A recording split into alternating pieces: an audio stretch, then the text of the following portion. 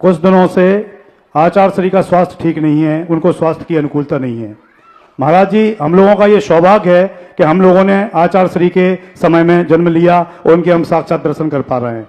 हम श्रावकों का क्या फर्ज है कि महाराज जी हमें क्या करना चाहिए जिससे आचार्य श्री और दीर्घायु हों, स्वस्थ रहें हमेशा और शतायु हों और भी ज्यादा लंबे समय तक हम लोगों को सौभाग्य प्राप्त होता रहे आचार्य श्री के दर्शन करने का। ऐसा हमें मार्गदर्शन करने की कृपा करें।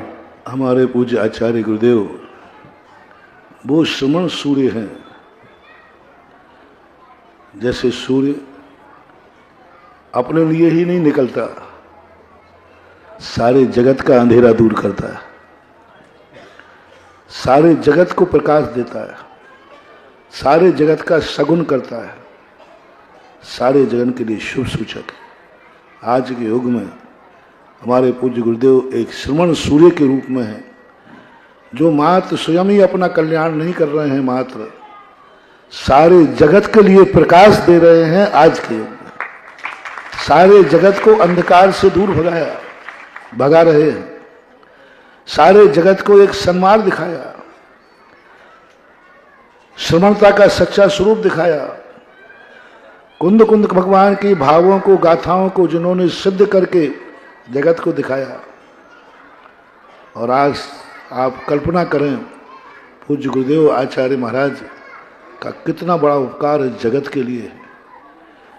इसलिए पूज्य गुरुदेव आज अपने पुण्य से अपन सबका पुण्य बढ़ाओ, इतना पुण्य बढ़ाओ, इतना पुण्य बढ़ाओ कि आचार्य श्री का कोई भी अशुभ कर्म हमारे आचार्य श्री के पास तक भी ना पहुंच पाए।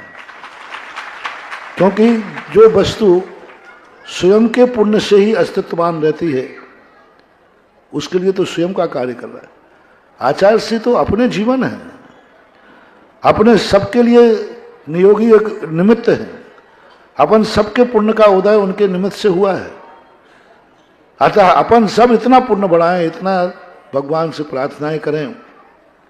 जब उनका संबंध हमारा उनका संबंध है तो हमारी भावनाओं का भी प्रभाव पड़ता है।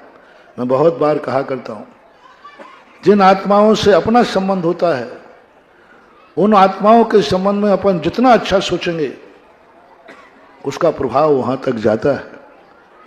अतः आज श्रमण संस्कृति के उन्नायक श्रमण सूर्य पूज्य गुरुदेव सारी दुनिया के लिए उनका जो वरदान है, उनका जो अलौकिक देन है, अतिशयकारी देन है। आज श्रमण सूर्य को यदि, आज पूरे श्रमण संस्कृति को यदि प्रकाशित किया है तो पूज्य गुरुदेव आचार्य महाराज ने। आप सबके मेरी बहुत अच्छी है। जब भी जैसे भी तुम सुनो कि आचार्य श्री के लिए थोड़ी सी भी बाधा है, अपन सबको, मुझे भी, आपको भी, सबको कोई ना कोई अनुष्ठान शुरू कर देना चाहिए। मैं तो खुद निरंतर सामायिक के बाद एक माला, एक जाप पूज्य गुरुदेव के नाम से और गुरुदेव के स्वास्थ्य के लिए तीनों टाइम फेरता हूँ।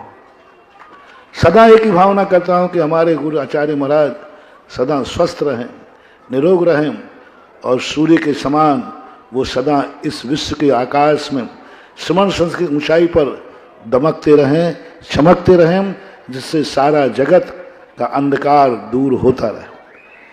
पर एक व्यक्ति के कारण से ही, क्योंकि वो महाशक्ति हैं, अपन सब मिलकर के, आप लोग भी सदा आचार्य श्री के स्वास्थ्य के लिए एक माला, एक जाप अपने जीवन में आवश्यक नियम बना लो।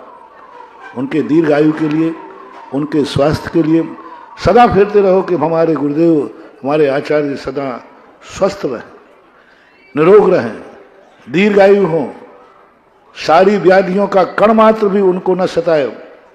यदि व्याधियां आना है तो मैं तो सदा कहता हूँ आचार्य श्री के सारे दुख मेरे ऊपर आ जाएं और आचार्य श्री सदा स्वस्थ रहें, निरोग रहें। क्योंकि अपनी उपयोगिता उतनी ज्यादा नहीं है।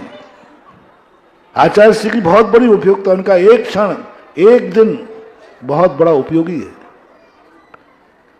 बहुत बड़ा उपयोगी है। अपन जिंदगी भर जिएंगे तो उतना ज्यादा उपयोगी नहीं है। उनका एक दिन जीना भी एक दिन स्वस्थ रहना भी बहुत बड़ा उपयोगी होता है।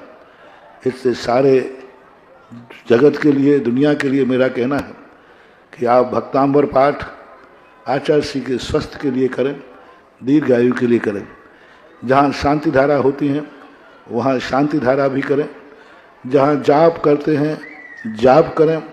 5 मिनट 24 घंटे में आँख बंद करके अपने अपने जो भगवान हों आपके मंदिरों में, उन भगवान के सामने ध्यान करके और मुद्रा, भगवान की मुद्रा और गुरुदेव की मुद्रा को ध्यान करके एक ही भावना करें कि हे भगवान, जितना जिंदगी में हमने पुण्य कमाया है, इस पुण्य के बदले मेरे गुरुदेव पूर्ण स्वस्थ और निरोग रहे। ऐसी भावनाएं आप लोग 5 मिनट प्रतिदिन किया करें। कोई एक जाप प्रतिदिन दिया करें, नमोकार मंत्र की सही, लेकिन पर्पस बनाएं आचार्य के स्वस्थ का।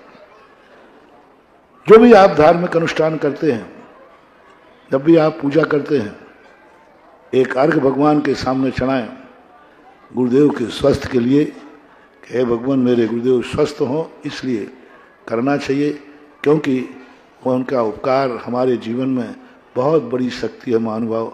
तो सबके लिए यह आज संदेशा है, सबके लिए एक हमेशा के लिए, जब भी कभी मैं बोल पाऊँ या ना बोल पाऊँ, अपने जीवन की रूटीन में ले लो। जैसे आप अपने लिए भगवान की प्रार्थना करते हैं, ऐसे एक प्रार्थना गुरुदेव के लिए। जैसा अपने सुख के लिए आप करते हैं, उससे एक महाराज के लिए। हर शुभ क्रिया में आप आरती करते हैं तो एक आरती कीजिए, आप पूजा करते हैं तो पूजन कीजिए, आप भगवान को नमोस्तु करते हैं, एक नमोस्तु पूज्य गुरुदेव के लिए कीजिए, स्वस्थ और निरोग के लिए भगवान को एक नमोस्तु कीजिए।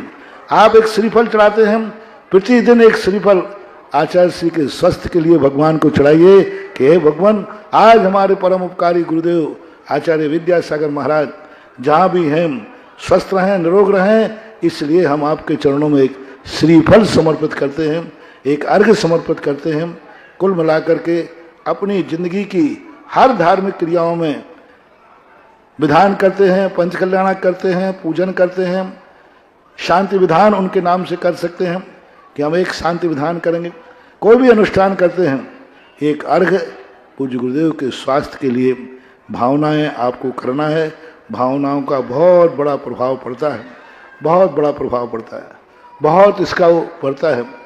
अयोध्या प्रसाद गोयली ने लिखा है कि एक राजा बीमार हुआ तो सारे लोग उसके प्रति, क्योंकि बहुत अच्छा राजा था, वैद्यों ने भी मना कर दिया, लेकिन राजाओं ने जैसी भावना भाई, सारी प्रजा ने भावना भाई कि नहीं, मेरा प्रजा पालक कुछ नहीं होना चाहिए। सारी दवाइयाँ रखी रह गईं और प्रजा की भावना से राजा पूर्ण स्वस्थ हो गया। जय हो गुरुदेव, जय हो। सारी दुनिया ने सोचा, वैद्य कहते बीमार हो, ये स्वस्थ हो ही नहीं सकते क्योंकि दवाई लग ही नहीं सकती। ये बात प्रजा को पता चला, प्रजा ने एक ही भावना भाई, सब ने एक सामूहिक अपने अपने भगवान के सामने अपनी आराधना में कि नहीं, मेरा राजा, मेरा प्रजा पालक को ऐसा अकाल में कुछ भी नहीं होना चाहिए। और हम सब, और उन सारी भावना का ही परिणाम हुआ कि वो राजा पूर्णतः स्वस्थ हो गया। लोगों ने एक ही बात, कैसे हुआ, क्या हुआ, कुछ नहीं, प्रजा की सच्ची भावना से राजा की बीमारी दूर हो गई जो असाध्य थी। अपने राजा ही नहीं है आचार्य श्री, तो अपने महाराजा है, महाराजा ही नहीं है, आज इस युग के अपने लिए भगवान है, भगवान के रूप है। आज अपने लिए वो सब कुछ है, जितनी भी महाशक्तियां हैं, अतः उनके लिए अपन सब भावना भाएंगे, अपन सब अपनी भावनाएं भाएंगे तो अपनी भावनाओं का भी इतना बड़ा प्रभाव पड़ेगा कि डॉक्टर और वैद्य जो काम नहीं कर पाएंगे वो काम अपनी भावनाएं करेंगी। शुरू करें, देखें भावना का क्या चमत्कार है। अपनी भावना का चमत्कार ही निकलेगा, एक दिन समाचार आएगा आचार्य श्री पूर्ण स्वस्थ हैं। आज से शुरू कर दें। जो जो जहाँ सुन रहे हैं, विदेश में बैठे सुन रहे हैं तो उनको भी, जो जहाँ सुन रहे हैं, जो नहीं सुन रहे हैं उनके लिए आप अपने मोबाइल का प्रयोग करें। आज का संदेशा सारे भारत में सभी रिश्तेदारों को आप लोग अपने मोबाइल से प्रेषित करें और मेरी भावनाओं को उन तक भेजें, और ये भावनाएं सबको भाना है।